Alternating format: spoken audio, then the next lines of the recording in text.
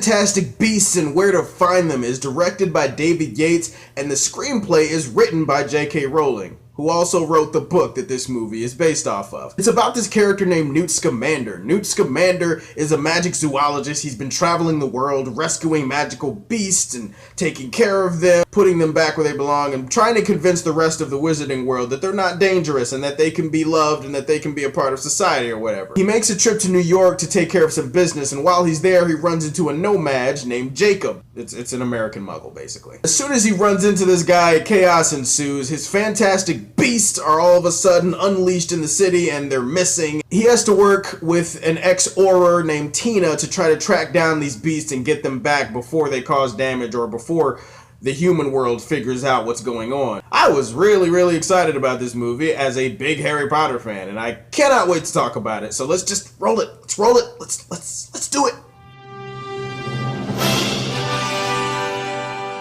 I love the fact that J.K. Rowling wrote the script for this and that this is her first official screenplay, I think. She does such a great job of integrating you back into this world. This still exists in the Harry Potter world. It takes place 70 years before Harry Potter. There's still so much freedom in the script. I mean, they can play with it. They can reference Harry Potter without it feeling like an over-the-top, overbearing thing. They do such a great job of bringing you into this world and connecting it while also making it stand on its own 2 feet. If I were to describe it, I would say that it's new made to feel old again. It's a new world and it's new characters and it's a new rules and it's new everything, but it also still takes place in the old world, and as a result, if you're a diehard Harry Potter fan, you're going to notice some things that are going to leap out at you. You go, oh hey, yeah, I know what that is, or oh yeah, that's a cool reference, I know what that is. If you're not a diehard Harry Potter fan, fret not, you're still going to be in pretty good shape. You're still going to be invested in this story. You don't need to read Fantastic Beasts or know anything about the other Harry Potter movies to get it. That is what is so great about the screenplay. And David Yates brings his magic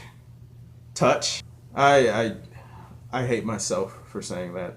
David Yates is really great at directing the action scenes, and he always brings this really great style to the magical visual effects and stuff like that, which are all handled beautifully in this movie. I've had all of these Harry Potter books and movies to fall back on, and I loved all the characters from that world, and so introducing me to new characters, and this is the first movie that I walked into without having any real prior knowledge of anything. I kind of walked into this movie blind. I was worried that I wasn't going to connect to the characters as much as I did to the characters in the older films and books. Eddie Redmayne was really good as Newt. I mean, you could tell he's really passionate about his creatures. He brings such a great heart to his performance. The strength of his performance for me rests in his non-verbal expressions, like his facial expressions and the way he's able to emote pain without actually telling you about it or without actually showing you. And I think that was really good for his character. Catherine Waterston, I think is her name. She was really great too, as kind of like his sidekick who's trying to investigate him but also help him get these beasts back. She was really good. Dan Fogler was really good as Jacob, as the nomads that they run into in this movie. For most of the movie, he does walk around with his mouth open like...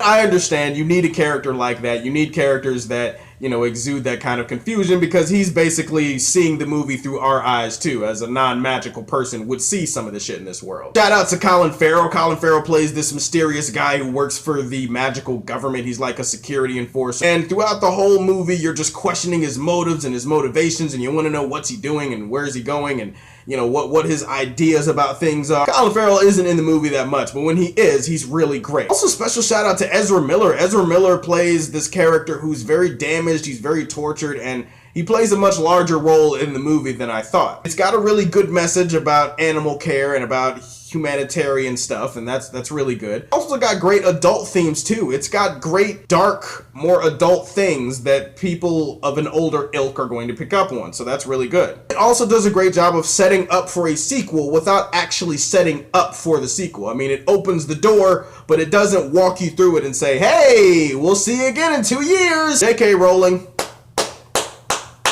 you've done it again, man. Just you. You're awesome.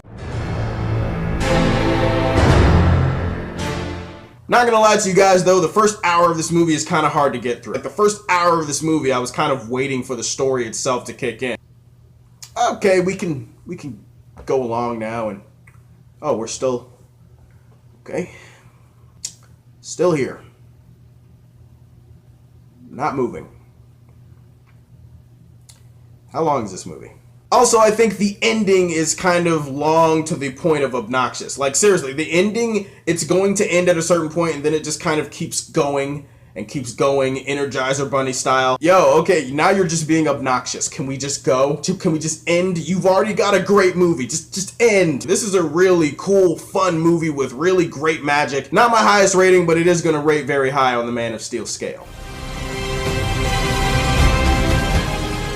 Have you seen it? And if you haven't seen it, are you going to go see it? Let me know what you think about it. As always, if you like what you see, tell me how you feel, and stay tuned to hear more from the Man of Steel. Peace.